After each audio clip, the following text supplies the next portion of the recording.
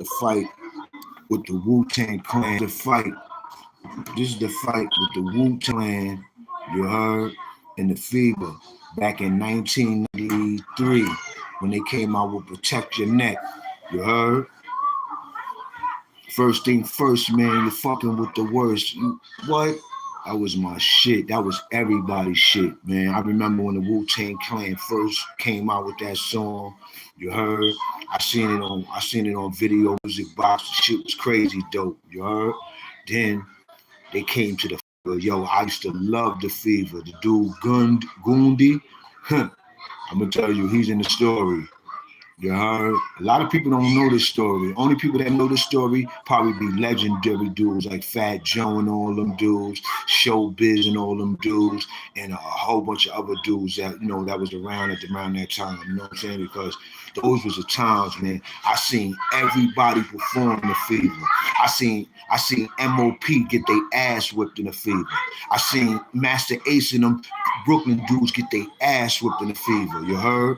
I'ma tell y'all niggas all those stories. You heard? And the Wu-Tang guy had a fight in the Fever twice. You heard? Twice they had a fight in the Fever. Not just one time. Twice. You heard? And the first time they had a fight in the Fever, this is the time I'm telling y'all about right now. And this don't take nothing away from Wu-Tang. I heard this was in they movie or the documentary or something. I heard that they talked about the fight that they had in the Fever. Nigga, I was there. I was right there. I used to be right there at every performance in the Fever like clockwork. I seen Coogee Rap perform in the Fever. I seen Nas perform Illmatic, the first album in the Fever. I seen Wu-Tang perform the first songs in the Fever. I seen Onyx perform in the Fever. I seen Master Ace in them perform in the Fever. I seen Showbiz and AG in them perform in the Fever. I seen KRS-One tear down the Fever. You heard? I seen KRS-One tear down the Fever. I seen Nas tear down the Fever. You heard? Legendary shit. MOP murdered the Fever. They came to the Fever, dusted up, and got into a fight. You heard? I'm gonna tell that story one day. You heard? I'm telling you, I'm telling all those Fever stories. You heard? Doo-wop on the set. You heard? Who was that? Teddy Tan or somebody else? Somebody else used to be on the set too. A lot of people used to be on the set of the Fever. Used to be rocking. You heard? First time he came to the Fever, and you know it's a lot of them dudes, right? Now listen to me. There's a reason why I say it's a lot of them dudes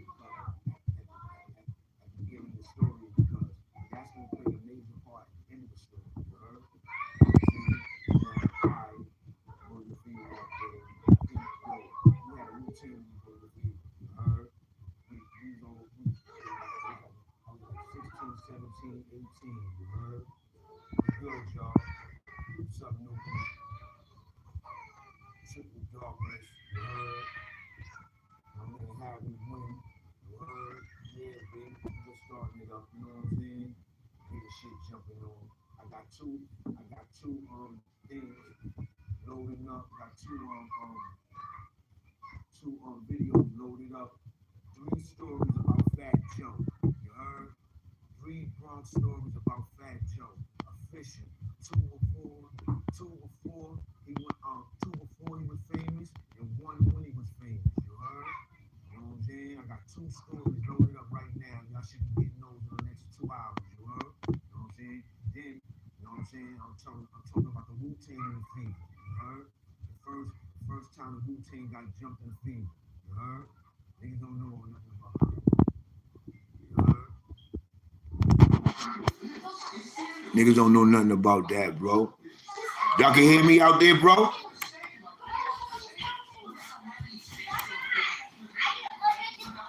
Y'all can hear me out there? Wait,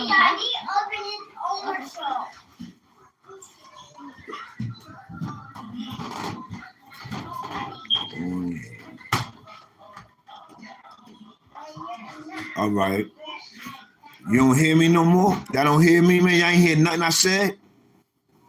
Yo, man, I'm telling you, I got some legendary shit going up.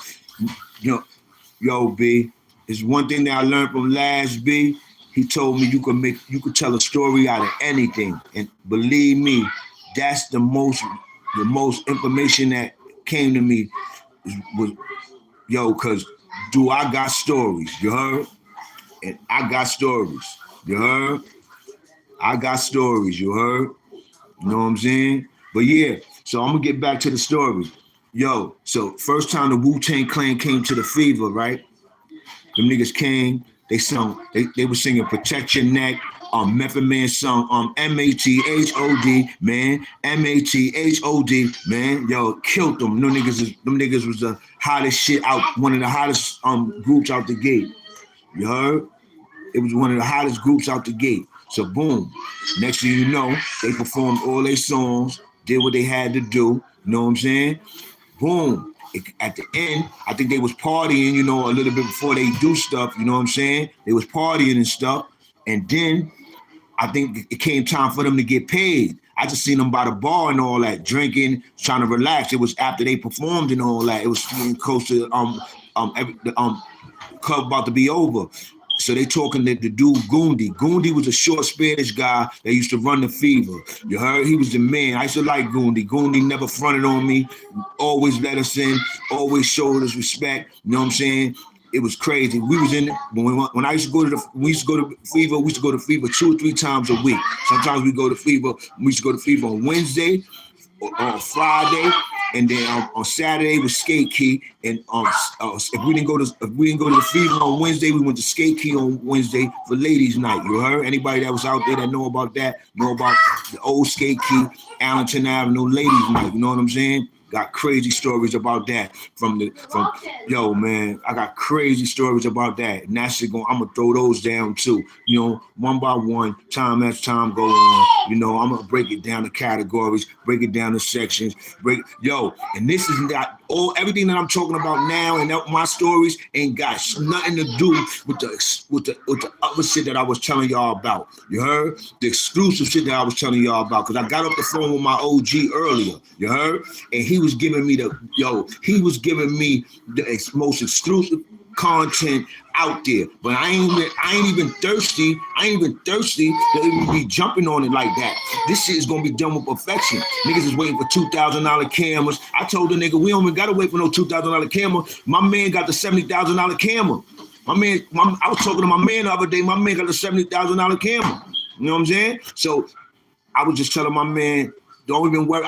My man was telling me, and I'm telling my man, I ain't even worrying about nothing. I ain't worrying about nothing. I ain't worrying about being in competition with nobody, because I'm not in competition. I'm not doing this for competition. I'm doing this to relieve a lot of stress, relieve a lot of tension, relieve a lot of this dumb shit that we got built up in us. You know what I'm saying? So let me get back on the Wu-Tang joint. You heard? So now Wu-Tang, them niggas is chilling at the bar. They didn't perform. They talking to the short Spanish dude Goondy. Goondy was official. Goondy like, yo, I think Goondy gave them niggas $1,500, man. $1,500 for performing that night. Because that started everything. You heard? That's what started the first fight. And word of my mother, ODB was the nigga that was screaming and yelling, talking about, yo, 1,500. And don't get me wrong, it was either 1,500 or 2,500, but I remember 1,500. And I remember being 1,500, and I remembering all of those members that was performing. Because you got to remember, this is the Wu-Tang when they first came out. Their song is the hottest joint out there. But that don't got nothing to do when every rapper, every performer got paid a certain amount at the Fever. You either got 1,500 to 2,500, I believe. So only you had to be like KRS-One, Nas. Certain people got. I don't even think Nas got a lot of money. I'm just keeping it real.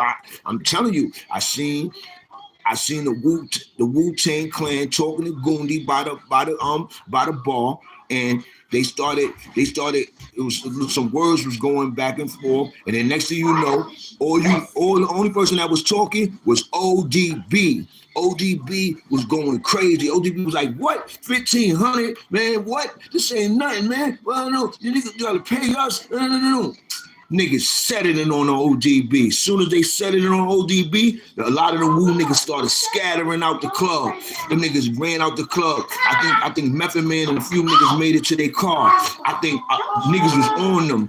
The niggas that was on them, it was a whole bunch of Spanish dudes, black dudes, everybody. It was everybody wasn't about to form on them, but it was a whole bunch of niggas that was forming on them niggas. So Method Man and them niggas ran out the joint. The niggas ran back to their car. They got to the car.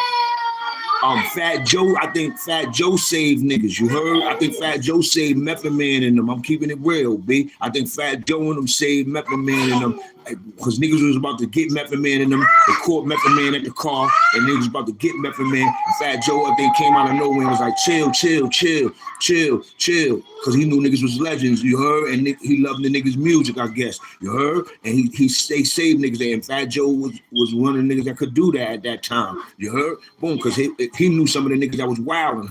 I'm keeping it funky. Fat Joe had a mean Spanish crew that used to be wilding, you heard?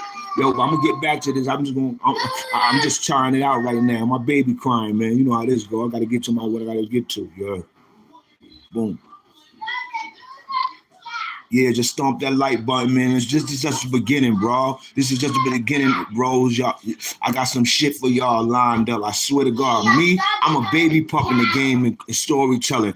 Yo, talking to my OGs, talking to my bros that's trying to be lined up, and they like, yo, I'm just telling you, man, I don't want to expose nothing.